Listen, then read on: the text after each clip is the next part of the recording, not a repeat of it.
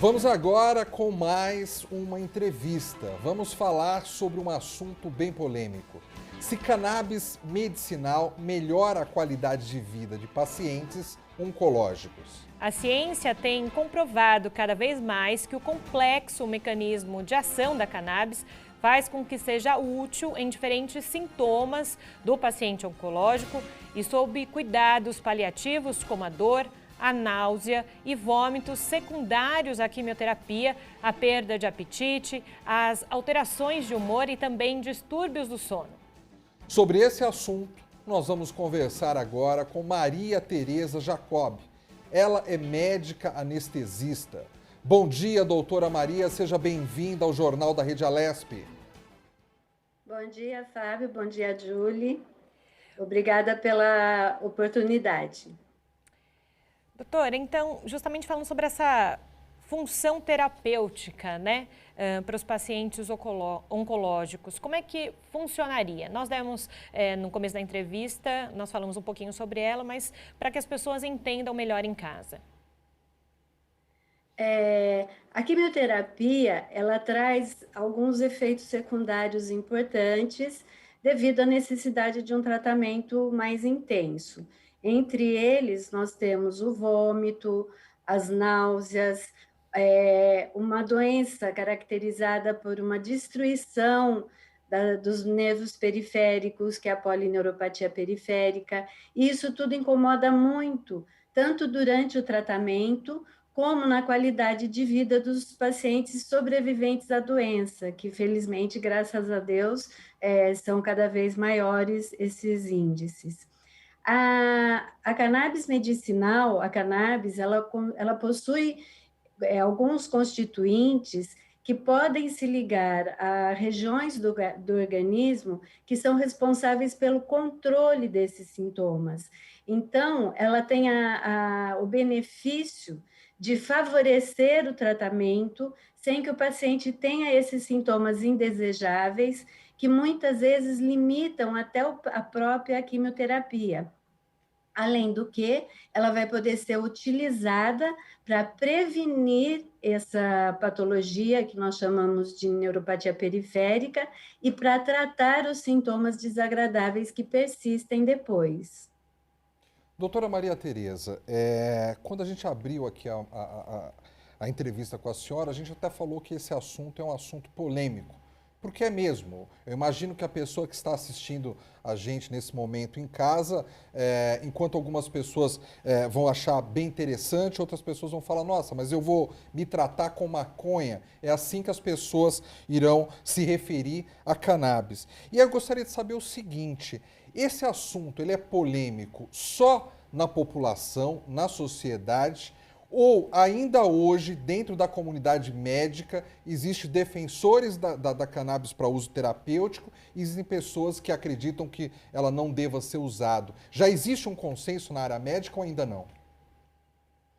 Olha, eu acredito que não só aqui no Brasil, mas nós podemos dizer que em termos mundiais, ainda não existe esse consenso.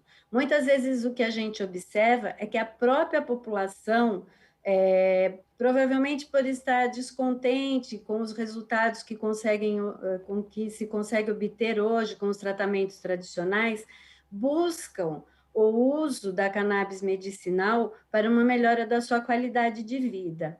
Muitos, sem dúvida nenhuma, como você citou, muitas pessoas ainda não entendem que é diferente. A cannabis é uma planta e ela tem diferentes variedades. A cannabis medicinal, ela é uma variedade diferente da maconha fumada. Então, isso é importante esclarecer para a população geral, mas também no meio médico, nós temos feito programas de educação continuada, cursos de esclarecimento, para mostrar essa diferença, para mostrar a importância dela entrar como mais uma opção terapêutica em diversas doenças e a segurança e eficácia que a cannabis medicinal possui nessas diferentes patologias.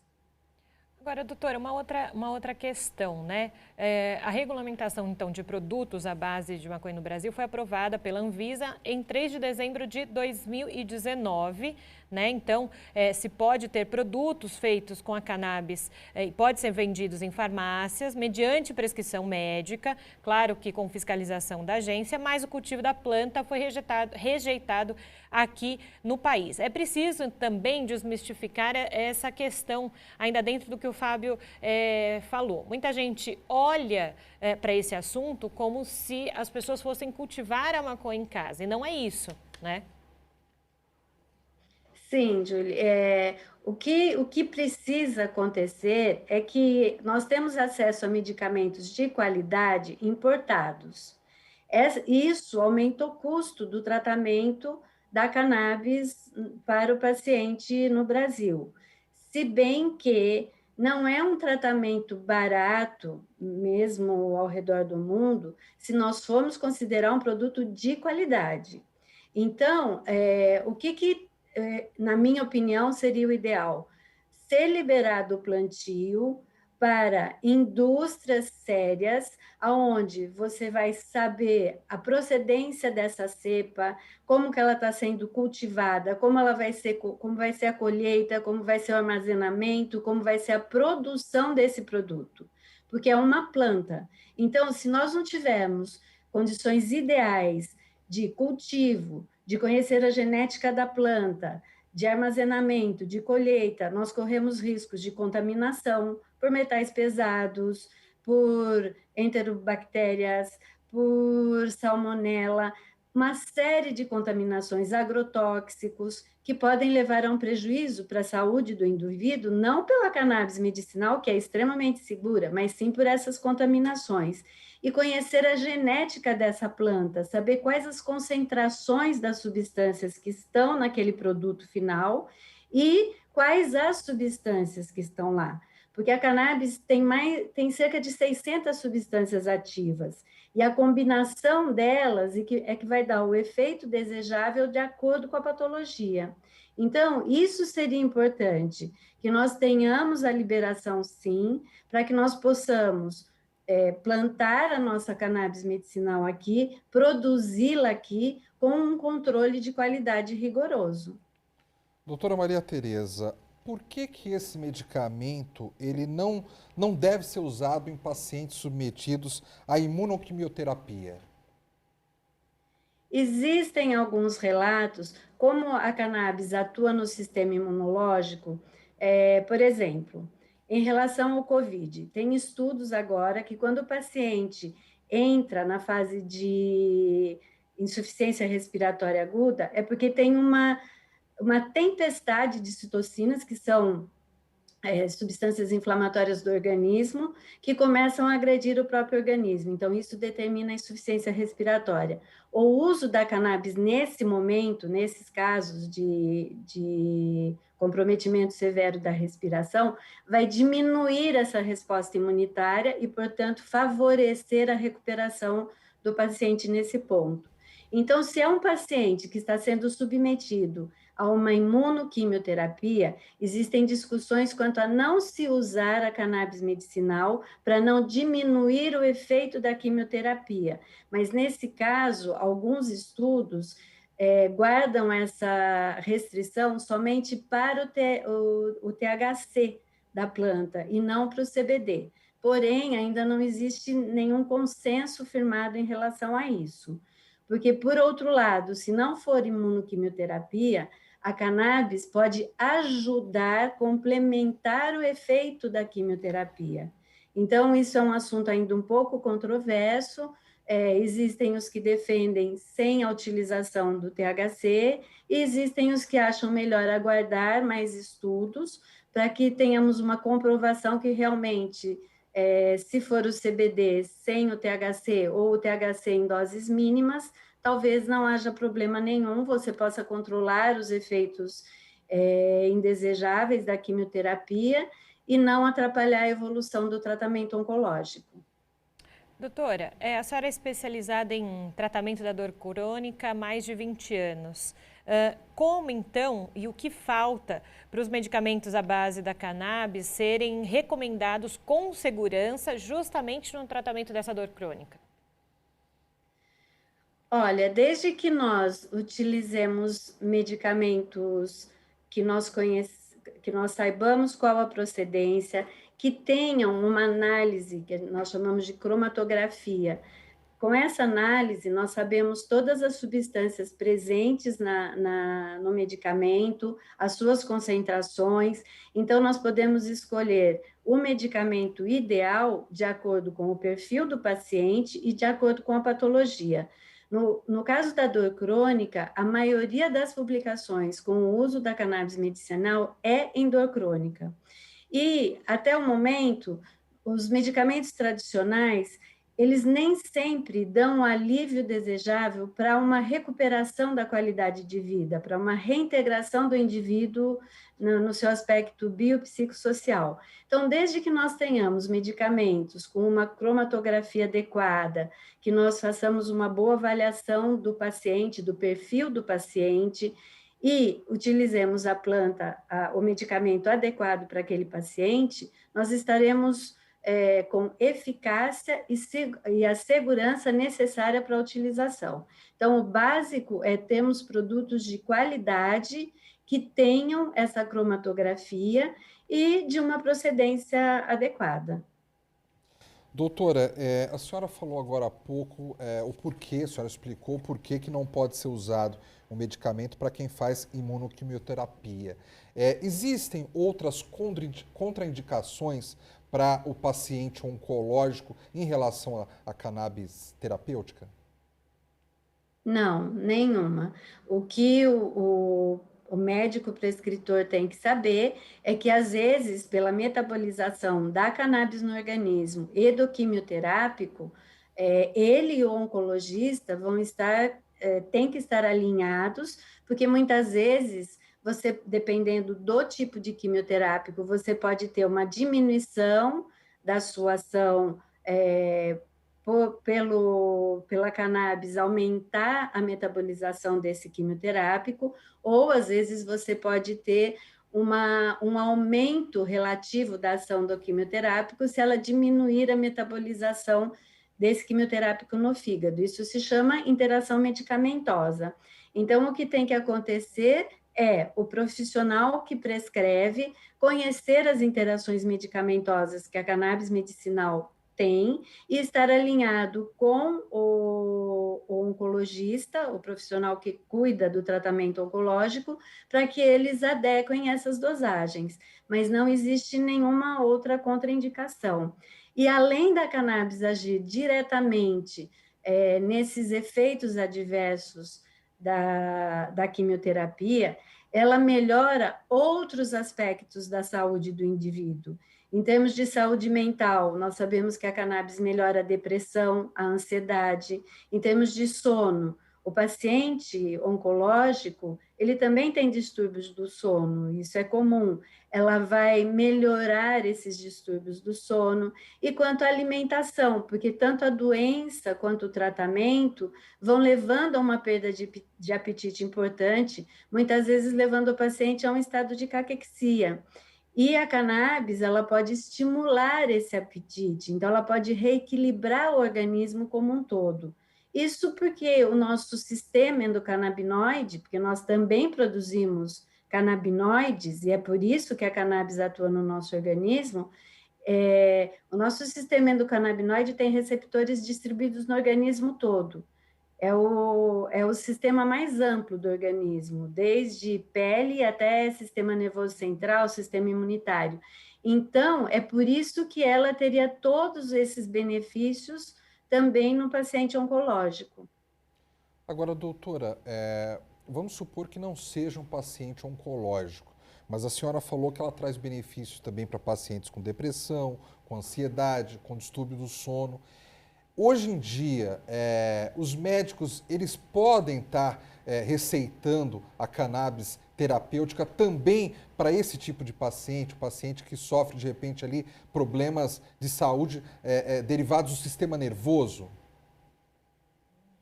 Sim, hoje a cannabis tem indicação para doenças neurológicas, como epilepsia refratária, Parkinson, Alzheimer, para ansiedade, doenças de saúde mental, ansiedade, depressão, para insônia, para pacientes que tenham síndrome do estresse pós-traumático. Então, nós temos tanto ação em doenças neurológicas como em doenças de saúde mental, que aumentaram muito nesse último ano por conta da pandemia. Tanto que as prescrições de cannabis terapêutica aumentaram muito também nesse último ano. Agora, doutora, eu sempre fico tentando me colocar no lugar da pessoa que está em casa, que às vezes gostaria de fazer uma pergunta e não tem a possibilidade de estar aqui falando com a senhora, como nós estamos fazendo nesse momento. Essa pessoa que está em casa, talvez ela possa pensar: ah, mas se eu ficar tomando durante muito tempo, mesmo que indicado por um médico, será que eu não pode ser algo viciante? E aí eu gostaria de saber, existe alguma possibilidade de o organismo da pessoa criar uma dependência em relação a essa cannabis terapêutica ou isso não existe? Olha, a diferença básica, assim, em termos de adição da cannabis terapêutica para maconha fumada é a dosagem de THC, que é um canabinoide, uma substância que vai atuar no organismo, assim como o CBD. O THC, os dois têm ação central, mas o THC ele é psicomimético, então é ele que é responsável pelas alterações de comportamento, pelo indivíduo ficar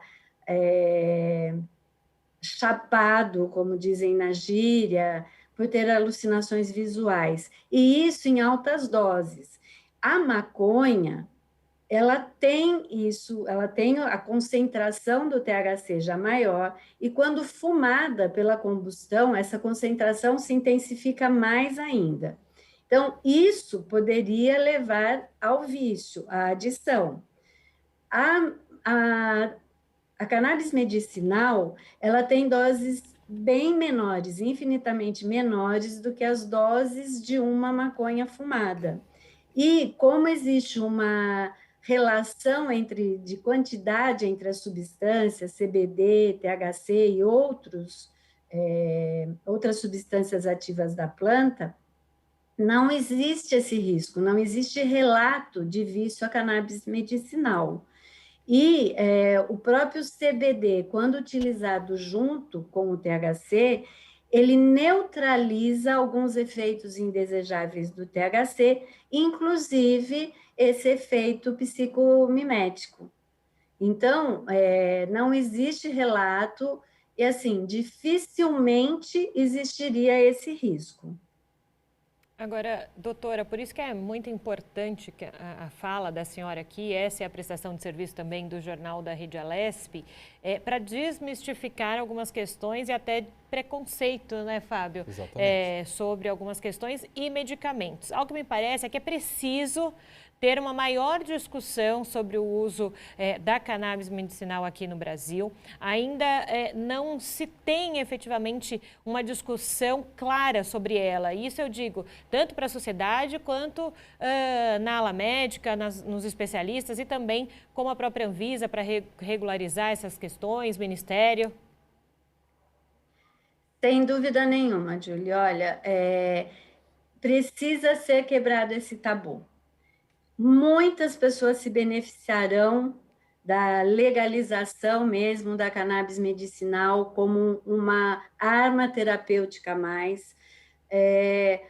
Muitos pacientes recuperarão sua qualidade de vida e até para a economia do país isso vai ser importante, porque como já existe a indicação, os pacientes podem recorrer a diferentes meios para ter acesso a essa medicação. E com isso, o custo e as despesas governamentais aumentam muito. Então, eu acho que o trabalho mais importante que nós temos que fazer, e é um trabalho de formiguinha, mas não pode ser relegado, é desmistificar. A maconha foi taxada como uma droga ilegal na década de 30, ela já é usada como medicamento desde 4, 5 mil anos antes de Cristo, foi taxada com substâncias extremamente perigosas, mas felizmente no final do ano passado, em dezembro de 2020, ela foi retirada dessa classificação pela Organização das Nações Unidas, e assim sendo reconhecido o seu valor terapêutico, sendo reconhecida a cannabis de uso medicinal. Então, eu acho que isso tem que ser bem esclarecido, não só a população tem que ter o conhecimento disso, para não ficar quando você fala, cannabis medicinal, maconha, nós não estamos falando da mesma coisa, nós estamos falando da mesma planta, mas nós estamos falando de utilizações diferentes. E como para a classe médica, onde ainda existe muito preconceito, e o ideal é o médico não precisa ser um prescritor, mas ele precisa conhecer para que o médico prescritor da cannabis tenha acesso aos tratamentos e aos medicamentos que ele também faz, porque nós temos que pensar no indivíduo holisticamente, se ele é hipertenso, se ele é diabético, se ele tem dor crônica, se ele tem ansiedade, depressão, os médicos responsáveis por cada área têm que estar fazendo um tratamento conjunto. Então, é importante que os colegas conheçam um pouco sobre ela, pelo menos percam esse tabu, desmistifiquem isso para que nós possamos trabalhar em conjunto. E, sem dúvida, em relação aos órgãos governamentais, que eles é que vão nos permitir de ter um acesso melhor à cannabis medicinal. Perfeito, doutora Maria Tereza, obrigada pela sua contribuição hoje aqui no Jornal da Rede Alesp. Muito obrigada, bom dia. Eu é que agradeço a oportunidade de estarmos desmistificando e trazendo mais uma opção terapêutica tão boa para o nosso mercado. Obrigada. Obrigado, senhora. Bom dia, bom trabalho.